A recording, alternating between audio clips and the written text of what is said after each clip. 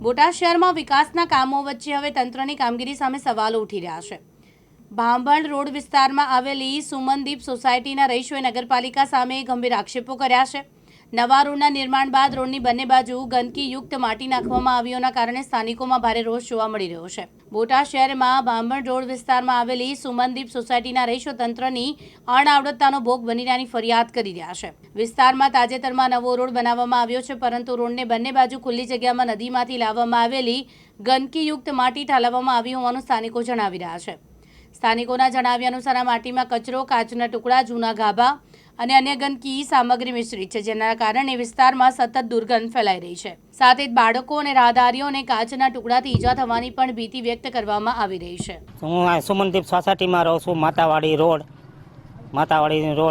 સુમનદીપ સોસાયટીમાં રહું છું। શું તકલીફ છે? તમે બધા અત્યારે ભેગા થયા? હા, પ્રશ્ન શું છે? આ કચરો છે ને એ નાખી ગયેલા છે, નદીની અંદરથી કચરો નાખી ગયેલા છે। આમાં બાઈસ આવે છે અથવા ગાભા છે, ઘાસ છે, છોકરાઓ અહીંયા રમતા હોય તો એને આ વાગી ગયા હોય તો એની જવાબદારી કોણ લે?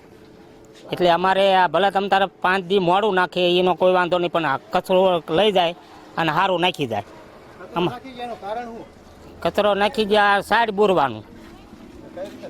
હા, રોડ નવો બનાવ્યો 1 મહિનો નથી થયો, પણ અત્યારે નાખી ગયા છે, પણ આ સાઈડ બોરવાનું છે। એમના 3 ફૂટ આ બાજુ મૂકવાની, 3 ફૂટ આ એકે બાજુ બુરી નથી, આ બાજુ ઘરના બુરી છે અને આ બાજુ આ સરકારી ઓલા નાખી છે, નગરપાલિકાવાળા નાખી ગયેલા છે। તો તમે આને લઈને નગરપાલિકાવાળાને સત્તાધીશોને ક્યાં રજૂઆત? હા, 3 વખત ફોન કરેલા, બધું ઓલું કર્યું, પણ કોઈ હજી આયા નથી। હું જવાબ હું તમને દેવામાં આવ્યો? જવાબ એ કે આવશું બસ, એવી રીતે કહી જાય છે, બીજું કાંઈ કહે। તમારી શું માંગણી શું છે? આવડું આ કચરો ભરી જાય બસ, અમારે બીજું કાંઈ નહીં, કચરો ભરી જાય। અને એની જગ્યાએ શું નાખે? એની જગ્યાએ ગમે કાંઈક તાસ નાખે તોય વાંધો નહીં, અથવા ઈંટનો ભઠ્ઠાનો ઓલો નાખે તોય વાંધો નહીં, પણ હમણાં આવડું આ અમારું ભરી જાય આવી। નગરપાલિકાવાળા એમાં ફેરફાર નહીં કરે તમારી શું ગણે?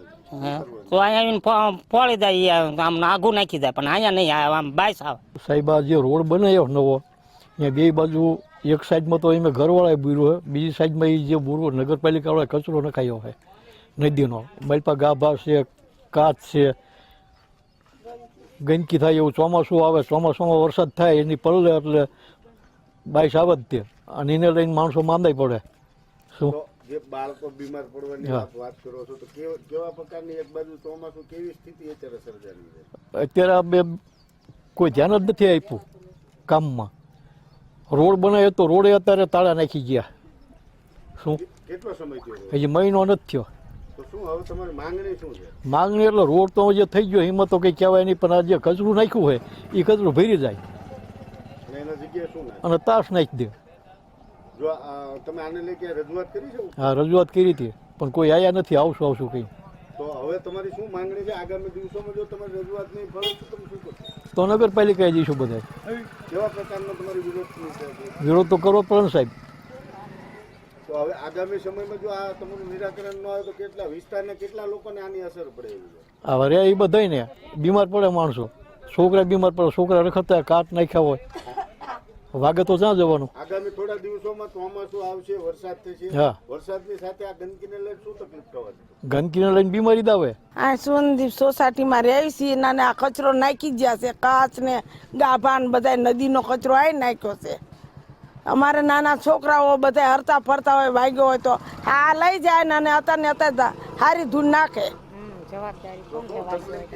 અને આ રોડ જો હજુ મહિનો નથી થયો તો બધા ખાડા ભરાય છે, પાડોશીમાં બાજવાનું થાય છે, ખાડા ભરાય છે અને રોડ ફાટી ગયો છે।